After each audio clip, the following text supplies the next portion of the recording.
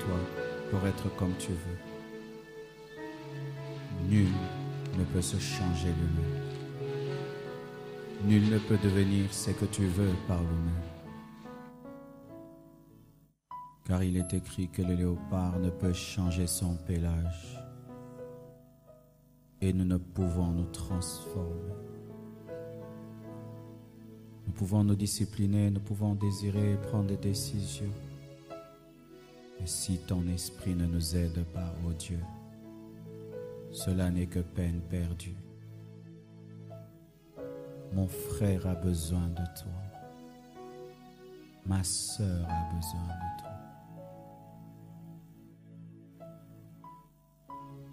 Esprit Saint, tu es venu pour moi. Esprit Saint, tu es venu pour mon frère.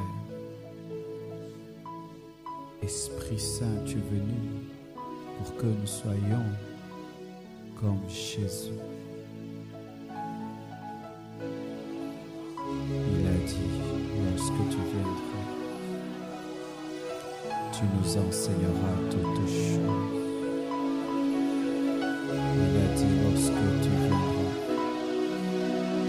tu nous conduiras dans la vérité. Il a dit, lorsque tu viendras, tu nous rappelleras ce qu'il a dit. Il a dit, il vous est avantageux que je m'en aille. Il vous est avantageux que je m'en aille, afin que vienne un autre consolateur. Tu es l'autre consolateur dont a parlé Jésus. Tu es l'autre consolateur dont a parlé Jésus. Viens nous guider. Nous ne voulons pas rater l'enlèvement. Nous ne voulons pas rater l'enlèvement. Nous ne voulons pas rater l'enlèvement. Nous ne voulons pas rater l'enlèvement. Nous ne voulons pas rater l'enlèvement. Saint-Esprit, viens nous aider.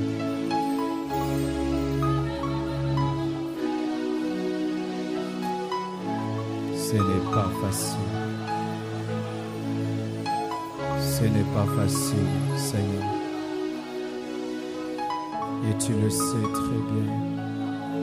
Car tu es venu sur cette terre et tu as marché sur cette terre. Et tu sais combien c'est difficile aux hommes de marcher dans la vérité. Aide-nous, Seigneur. Aide-nous, Seigneur.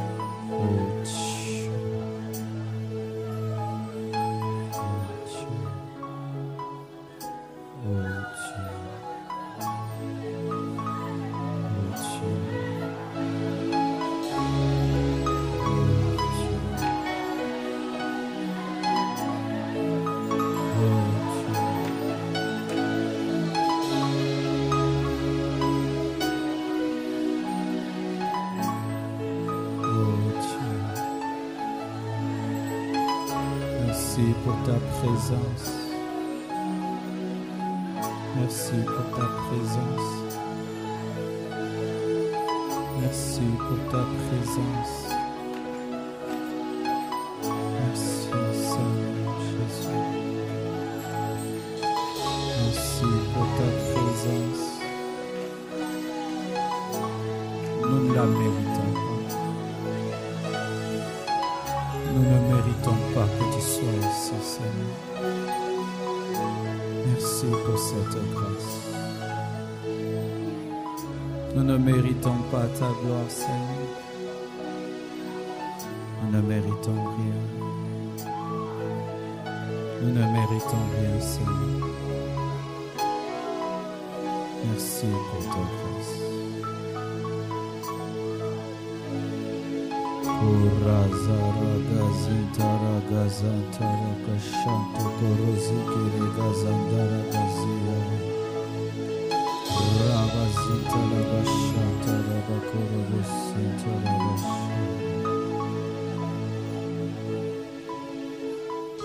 Je t'aime, Jésus. Je t'aime, Jésus. Je t'aime, Jésus. Je t'aime, Jésus. Je t'aime, Jésus. Je t'aime, Jésus. Je t'aime, Jésus. Je t'aime, Jésus.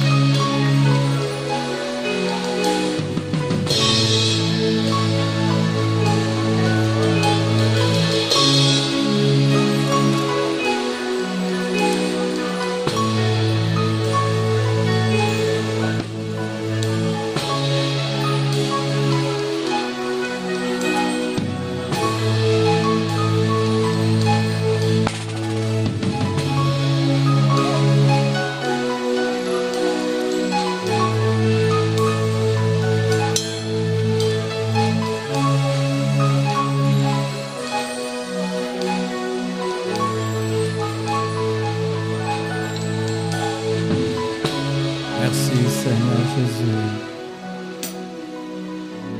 Merci Père.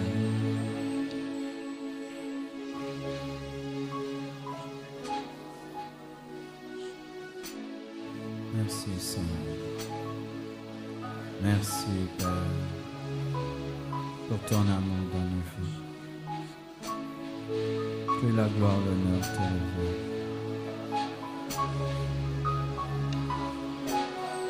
Saint-Esprit,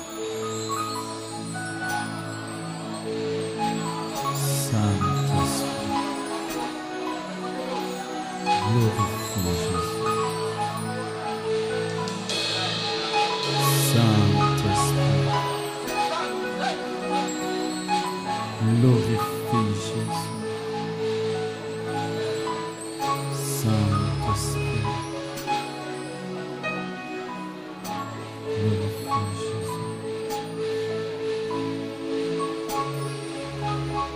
Babala Shatana.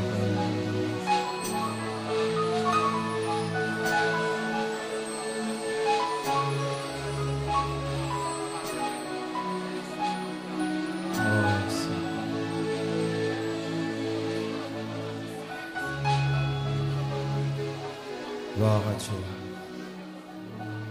Alléluia. Mes frères et sœurs, à ce deuxième culte, je ne vais pas apporter le message que j'ai donné au premier. Je vais parler en esprit, selon que l'Esprit de Dieu me conduit. Ce matin, alors que je me suis réveillé, je voulais faire beaucoup de prières d'intercession Et l'Esprit de Dieu m'a dit, adore seulement.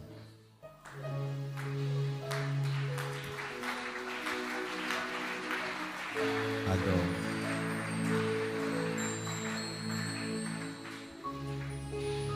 C'était difficile pour moi parce que j'avais des fardeaux, j'avais des problèmes, des défis. Je voulais les partager à Dieu. Je voulais lui parler de mes besoins. Et j'étais en lutte entre adorer et demander. Je ne sais pas si ça vous arrive à vous aussi. Des fois,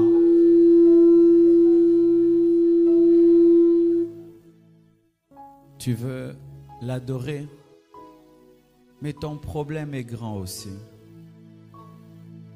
Ta nature veut partager ce problème à Dieu, mais ton esprit veut adorer Dieu. Et quand tu demandes à Dieu, ta nature est satisfaite parce que tu sais qu'il connaît tes problèmes. Mais quand tu adores, tu te dis, est-ce qu'il connaît mon problème malgré que je l'ai adoré? Et au début, j'adorais et je priais, j'adorais, je priais. Et puis j'ai dit, je fais seulement ce qu'il a voulu, je l'adore. Après tout, il est assez grand pour savoir que celui qui l'adore a aussi des besoins et des problèmes.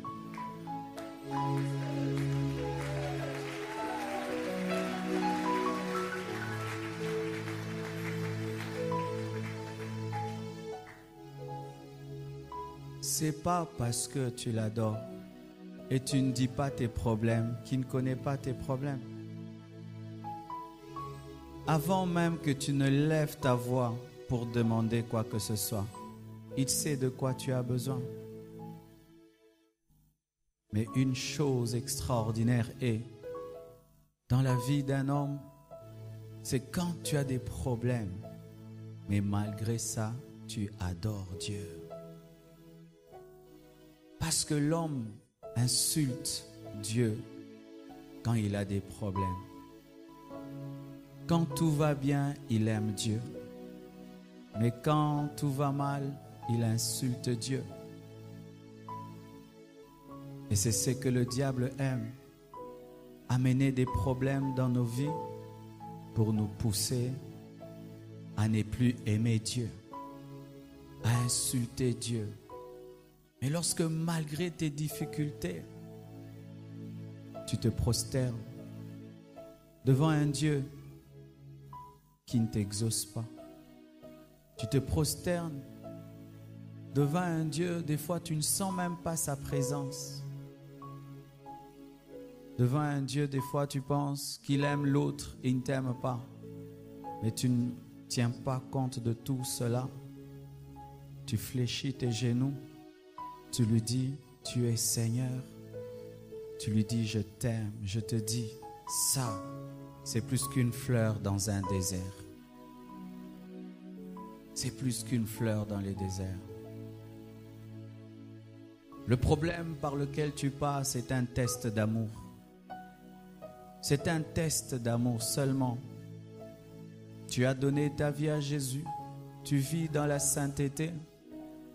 Mais tu as les problèmes comme un païen. Tu as les problèmes comme quelqu'un qui ne craint pas Dieu. Et tu te dis, pourquoi d'ailleurs je crains Dieu?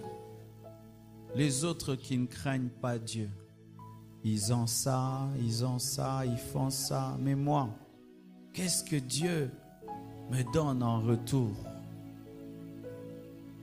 C'est un test. C'est un test d'amour. C'est pas que Dieu ne t'aime pas. Il veut voir si tu l'aimes lui ou tu l'aimes pour ce qu'il fait dans ta vie. C'est un examen. Abraham, le père de la foi, obéit à Dieu. Il entend une voix Il quitte sa patrie, son père. Quelle obéissance! Il va où? Là où il ne sait pas. Quelle récompense Dieu lui donne? Une femme stérile. Que faire lorsque tu as quitté ta patrie pour un Dieu que tu ne connais pas, mais il rend ta femme stérile? Vas-tu le jeter? Vas-tu l'abandonner? Vas-tu croire à des faux dieux? Vas-tu? C'est ça le test de l'amour. Un examen, une épreuve. Les apôtres ont connu cela. Ils ont tout abandonné pour suivre Jésus. Mais ce Jésus meurt à la croix. Que vont-ils devenir? Un test d'amour. Un test d'amour. Mais sachez, mes frères et sœurs, il n'y a pas d'école éternelle. Il n'y a pas d'examen permanent. Un jour, cela finit par prendre fin.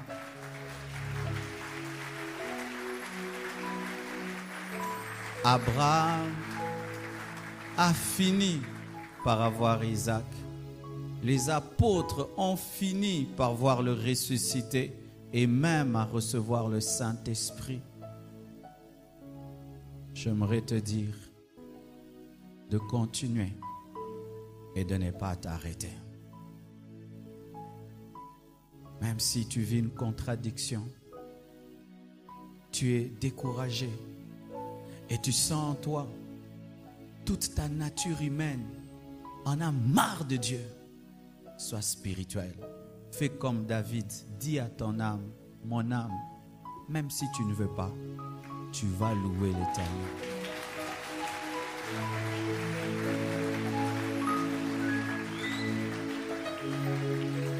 Tu vas louer l'Éternel.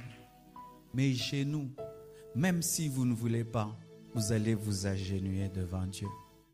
Ma bouche, même si tu ne veux plus lui parler, tu vas parler. Car celui qui est aux commandes dans ta vie, ce n'est pas ton corps, ce n'est pas ton âme, c'est ton esprit. C'est ton esprit. Ne laisse pas ton corps, ne laisse pas ton âme prendre le contrôle. Fais une adoration extraordinaire. Fais des prières extraordinaires. Élie, lorsqu'il a voulu envoyer le feu, il a demandé de l'eau. En quelle période? Lorsqu'il n'y avait plus de pluie. Et qui a fait qu'il n'y ait plus de pluie? C'était lui-même Élie. Le même Élie qui arrête la pluie demande de l'eau. Le même Dieu qui ne te donne rien te demande de donner des choses sacrificielles. Le même Dieu qui pendant un temps ne donne pas, mais te demande de donner une expression qui dépasse le naturel.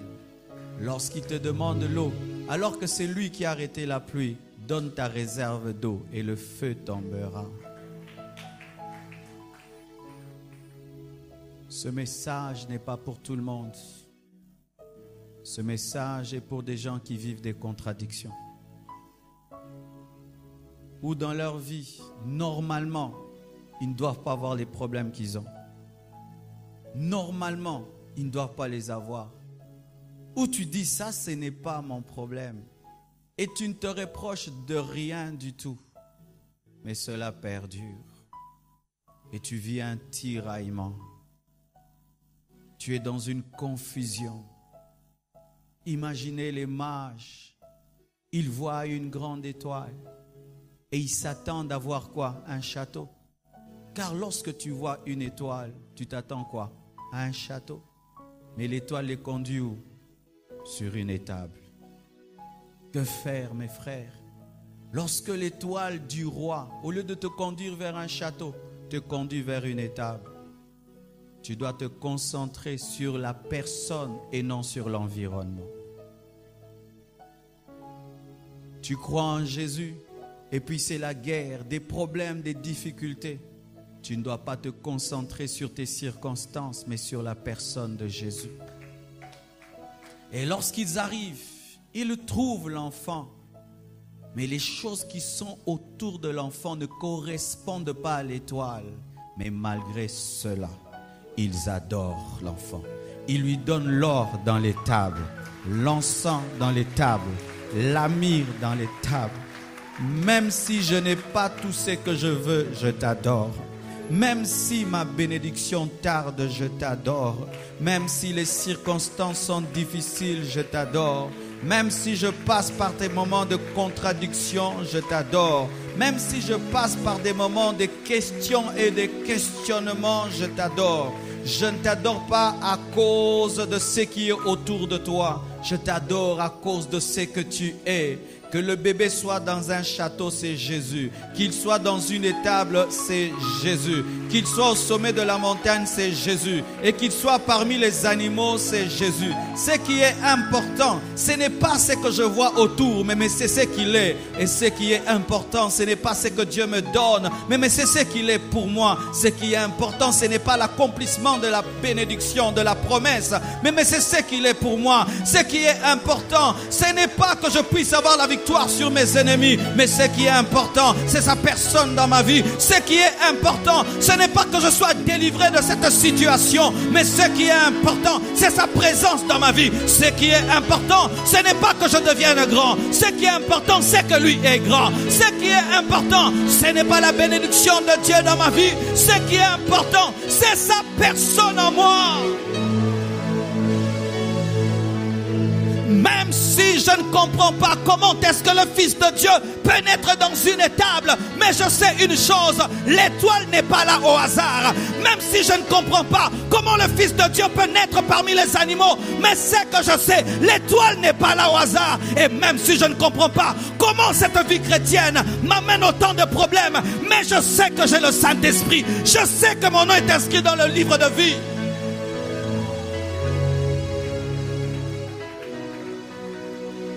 Ce qui est important, ce qui est important, ce qui est important, ce n'est pas Isaac. Ce qui est important, ce n'est pas Isaac. Abraham le comprenait. C'est pourquoi il pouvait même offrir encore Isaac qu'il avait reçu. Mais ce qui était important, c'est le Dieu qui lui avait parlé. Quitte ton père et ta mère.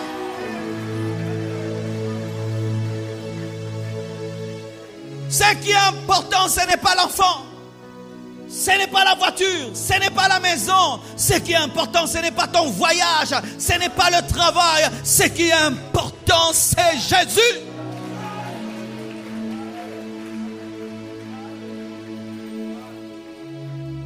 Qu'aucun problème ne te vole Jésus. Qu'aucune situation ne vous vole Jésus. Qu'aucune épreuve ne vous vole Jésus. Qu'aucune réalité ne vous vole Jésus. Que les temps et les circonstances ne vous volent pas Jésus. Que ça monte, que ça descende, que votre foi soit constante. Que ça bouge et que ça bouge, que votre amour soit constant. Même si ça fait mal, adore-le. Même si ça fait mal, adore-le. Même si Jésus traite cette femme syrophénicienne qu'elle est une chienne, elle l'appelle Seigneur. Même si le Seigneur t'appelle petit chien, tu l'appelles Seigneur et il te donnera le miracle que tu attends.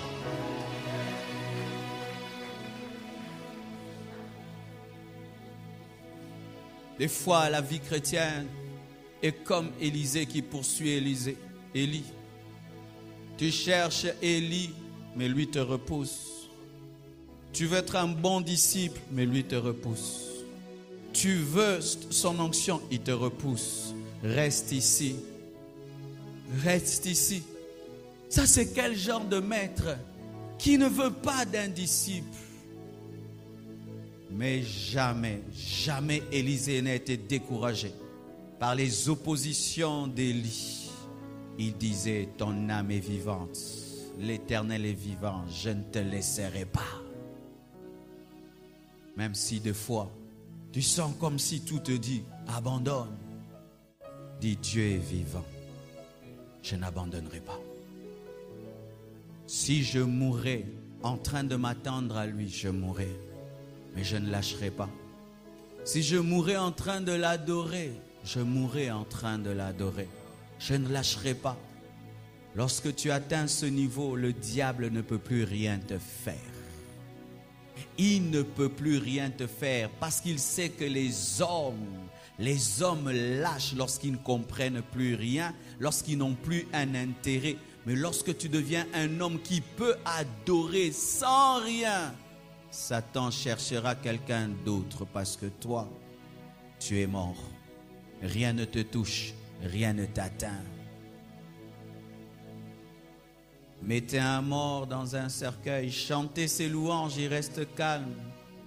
Insulte-les, il reste calme. Mettez un beau drap, il reste calme. Mettez un mauvais, il reste calme. Enterrez-le dans un mauvais cimetière, il est calme. Mettez-le dans un bon cimetière, il est calme. Il n'est pas touché par ce qui est autour. Que Dieu me donne l'argent, je suis calme. Qu'il ne me donne pas, je suis calme. Qu'il élève mon ministère, je suis calme. Qu'il abaisse mon ministère, je suis calme. Qu'il me donne un bon témoignage, je suis calme. Qu'il permette qu'on touche à mon témoignage, je suis calme. Je ne me suis pas converti pour toutes ces choses-là. Je ne me suis pas converti pour un bon témoignage, pour une bonne réputation, qu'on m'appelle le pasteur le plus saint du monde. Je ne me suis pas converti pour ça. Je me suis converti pour aller au ciel.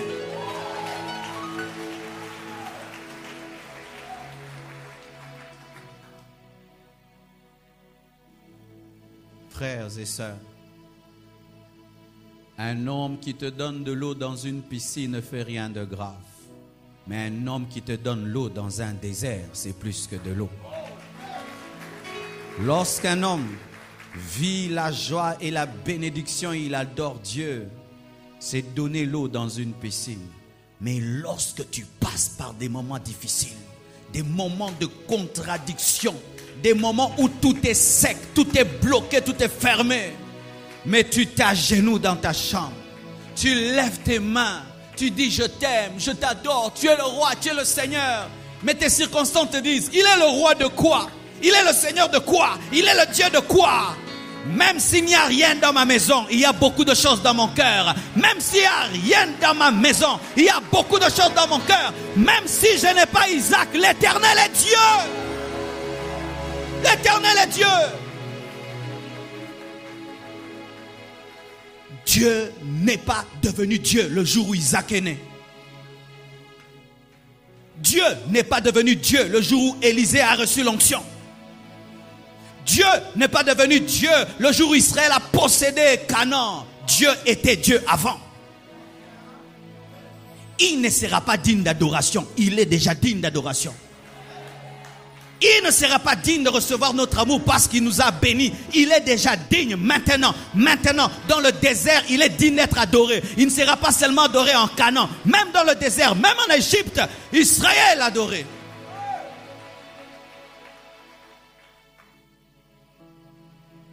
Frères et sœurs, ça c'est un niveau qu'il faut atteindre. Les enfants spirituels adorent quand tout va bien. Les enfants spirituels adorent lorsque Dieu exauce, quand Dieu donne, quand les choses sont faciles. Ça c'est pour les enfants. Les apôtres avaient atteint un niveau où ils n'avaient que faire de l'extérieur pour aimer Dieu. Ils ont été brûlés en train de chanter. Imagine, tu te convertis, tu crois en un Dieu de miracle, il dit qu'il est ressuscité. On te brûle, le feu est en train de te tuer, Dieu ne l'éteint pas. Dieu n'éteint pas. Il y a des apôtres qui sont morts brûlés, Dieu n'a pas éteint le feu. Jusqu'à ceux qui sont morts, mais lorsqu'ils expiraient, ils ne regrettaient pas.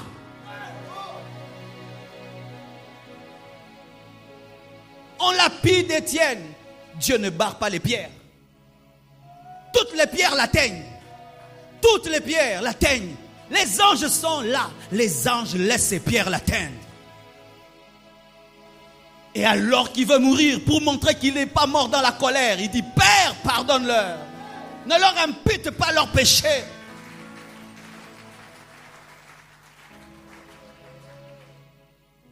Des hommes qui ont vécu dans la sainteté. Ils n'ont jamais pris la femme d'autrui, ils n'ont jamais volé. Ils ont prêché l'évangile pur. Mais comment ont-ils fini? Sciés, décapités, jetés dans des fosses aux lions. Ils n'ont jamais regretté. Jamais regretté. Jamais regretté. L'Esprit me dit de te dire ceci. Lorsque l'homme passe par des moments difficiles, il est toujours amené à croire qu'il est le seul à souffrir sur la terre. Regarde un peu à côté de toi. Il y a des gens qui souffrent plus que toi, mais qui ont la joie que tu n'as pas. Ils ont un bonheur que tu n'as pas. Ils peuvent adorer alors qu'ils souffrent plus que toi. Et lorsque tu passes par quelques difficultés, souvent, notre égoïsme nous amène à croire que nous sommes les seuls à souffrir. Mais lorsque tu lis la Bible, il y a des hommes qui étaient plus saints que toi, qui avaient plus de foi que toi, mais ils ont traversé des moments difficiles, mais en chantant, en louant, en bénissant Dieu. Oh, mighty God. Lorsque tu lis les psaumes, toi tu es content, mais celui qui écrit les psaumes, les a écrits dans quelles conditions? Lorsque tu chantes les cantiques, les psaumes de David, certains psaumes écrits par David, c'était lorsque Saoul voulait le tuer. Il a reçu l'onction. Quel est son péché? Il a vaincu Goliath, c'est ça son péché. On commence à le poursuivre dans le désert. Lui qui a l'onction commence à dormir dans le désert, dans des cavernes, Mais il chante des louanges. Il adore Dieu. Il dit que sa confiance est en Dieu. Il chante des psaumes alors qu'il vient de faire le bien. Il vient de délivrer Israël de Goliath. Voici la récompense qu'on lui donne. Il commence à fuir. Mais en fuyant, il adore. Il adore. Il bénit Dieu. Aujourd'hui, ces cantiques nous bénissent. Mais dans quelles circonstances ils ont été écrits? Abnego, Meshach, Shadrach ne se plaignait pas dans la fournaise de feu. Daniel ne se plaignait pas dans la fosse aux lions. Arrêtez de vous plaindre. Vous êtes en train d'échouer à l'école de Dieu.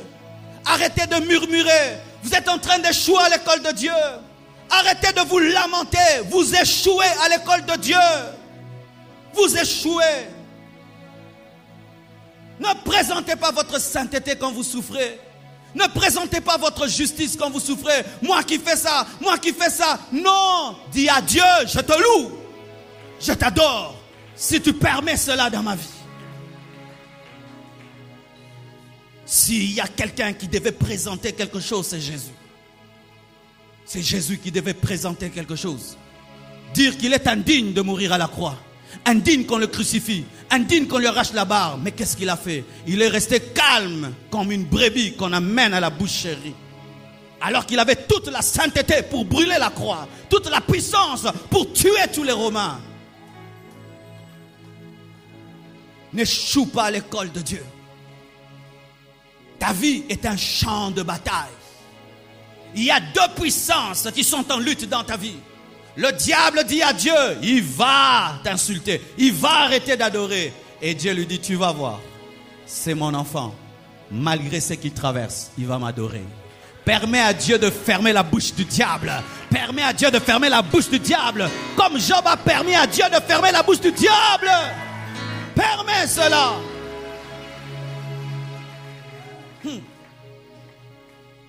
Lorsque tu sens qu'un problème devient la source qui te vole ton adoration, n'en fais plus un problème. Je répète, lorsqu'un problème commence à te voler ton adoration, n'en fais plus un problème. Dis à Dieu, ce problème, je ne m'en occupe plus. Moi, je t'adore. Si tu résous sa gloire à toi, si tu ne fais pas, moi, je continue ma vie. Je ne permettrai pas à une situation de me voler mon adoration. Je ne permettrai pas cela. Pourquoi je viendrai dans la présence de Dieu? Je veux adorer, ce problème me dérange. Je veux adorer, ce problème me dérange. Je veux adorer, il me dérange. Alors j'en fais plus un problème. Lorsque Léa murmurait, jamais elle n'avait reçu le bonheur. Elle a donné tellement de noms à ses enfants qui révélaient des murmures. Cette fois-ci, mon mari m'aimera. Cette fois-ci, mon mari m'aimera. Cette fois-ci. Jamais. Mais lorsqu'elle a donné le nom de Judas, elle a dit, cette fois-ci, je louerai l'Éternel. Je suis fatigué de rechercher l'amour de mon mari. Je suis fatigué de rechercher l'amour de Jacob. Je suis fatigué de me battre pour cela. Je préfère louer. Et celui qu'il appelle Judas, c'est celui qui engendre les rois et celui qui engendre Jésus.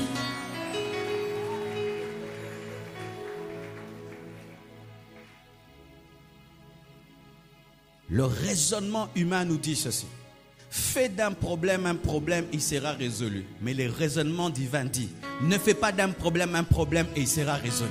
Qu'est-ce que vous choisissez? Les raisonnements des hommes te disent de faire d'un problème un problème, il sera résolu. Mais le raisonnement de Dieu ne dit pas cela. Il dit, adore-moi, glorifie-moi, je m'occupe du reste. Israël se battait de deux manières et moi j'aime la deuxième. La première manière, ils allaient en guerre avec des épées, ils tuaient. Certains mouraient, d'autres pas. Mais il y a une deuxième manière. Eux adoraient Dieu. Et Dieu a envoyé le carnage chez les ennemis. Eux, ils élevaient seulement les mains et Dieu faisait le reste. Dieu peut faire tout ce qu'il t'a dit qu'il fera. Et au-delà même de ce que tu penses. Mais tu dois choisir une chose, de l'adorer, de le louer, de l'aimer plus que tout.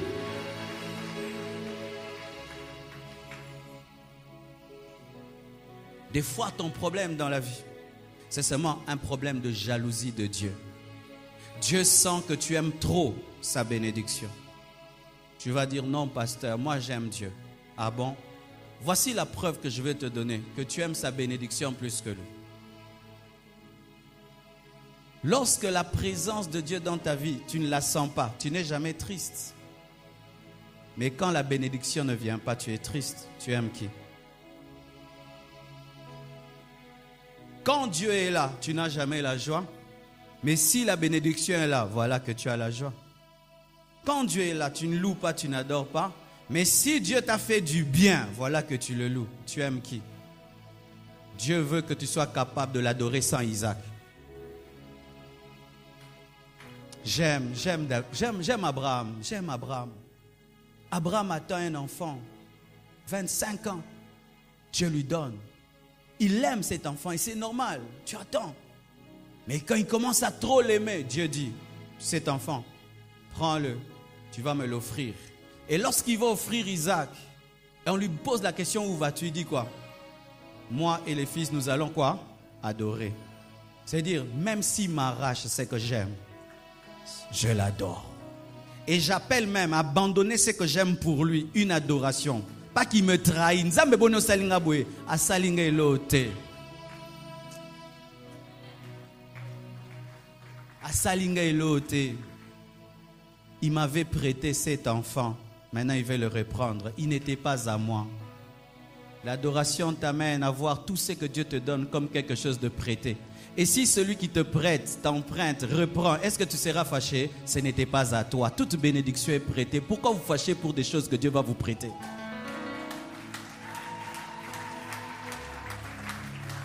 Vous ne me croyez pas? Quand vous allez mourir, qu'est-ce que vous allez emporter au ciel? La maison, les enfants, ta femme, ton mari. Qu'est-ce que tu emporteras? Rien. Pourquoi? On t'avait prêté. Ça va continuer à fonctionner dans l'entreprise. Tu es nommé dans une entreprise, tu trouves des chaises, tu trouves des cuillères, tu trouves une voiture de l'entreprise et tout. Le jour que tu es mité, tu pars avec. C'est à toi. Le jour que tu es mité au ciel, tu vas partir avec les choses de l'entreprise. Quelqu'un d'autre va les utiliser pour l'entreprise. Pourquoi tu t'attaches? Nous nous attachons parce que nous n'aimons pas Dieu, mais nous aimons ce qu'il a promis. Et des fois, tu peux croire que c'est faux. C'est vrai. Si l'accomplissement de la promesse devient la source de ta joie, pas le Dieu qui a promis, c'est une idolâtrie. C'est une idolâtrie. C'est pourquoi, mes frères, faites cet exercice. Et je vous dis, il n'est pas facile. Des fois, dans ta maison, d'aller dans un coin, tu dis, je ne vais rien demander, je vais adorer 1 heure, 2 heures, 3 heures, et puis je sors. Tu sentiras en toi l'humain te dire non, demande la promesse. Mais le spirituel te dira, oublie la promesse, concentre sur l'auteur de la promesse. Mais celui que tu adores a la mémoire des promesses qu'il fait. Pourquoi? Il est fidèle. Je dis, il est fidèle. Et il n'a pas besoin de ton inquiétude pour accomplir. Il nourrit les oiseaux du ciel. Il donne le vêtement même aux lys de la vallée. Et Dieu ne t'oubliera jamais. Jamais. Je ne suis pas en train de prêcher des choses que je n'ai pas vécues. J'ai vécu beaucoup de contradictions dans ma vie. Beaucoup. Et j'ai beaucoup pleuré dans ma vie. Où tu tiens une croisade d'évangélisation. Tu finis, tu n'as même pas l'argent pour acheter un sachet de lait. Tu prêches, tu as tellement faim que le sucre gastrique monte dans ta bouche. Tu as des hypoglycémies en pleine prédication parce que tu as faim. Tout devient noir et tu dois tenir la chair pour ne pas tomber. Tu tiens un séminaire, tu n'as qu'un pantalon. Mais il y a tout chez tes parents. Une chambre, tout. Mais Dieu te dit, sois là, c'est ton école. Tu manques où manger? Où te laver? Tu visites les gens. Tu envies leur douche pour te laver. Mais tu dois aller prêcher. Dire aux gens que Dieu est bon. Dire aux gens que Dieu est fidèle. Dire aux gens qu'il est puissant. Et tu dois le faire de tout ton cœur. Ou tu jeûnes, tu ne sais pas ce que tu mangeras après avoir jeûné. Mais tu bénis Dieu. Tu prends du thé, sans pain, ni rien. Et tu prêches la parole. Et tu attends un taxi à l'arrêt jusqu'à 23 heures. Tu es derrière à 4 personnes. On te sert. Et si le taxi s'arrête à un arrêt, il n'y a pas d'autre taxi, tu marches à pied jusqu'à la maison. Mais tu viens de dire que Dieu est bon. Tu viens de dire que Dieu est puissant. Ton bailleur te dérange. Tu n'as pas l'argent pour payer un loyer. Tu es incapable de payer. Lorsqu'il vient, tu te dis, qu'est-ce que je lui dirai?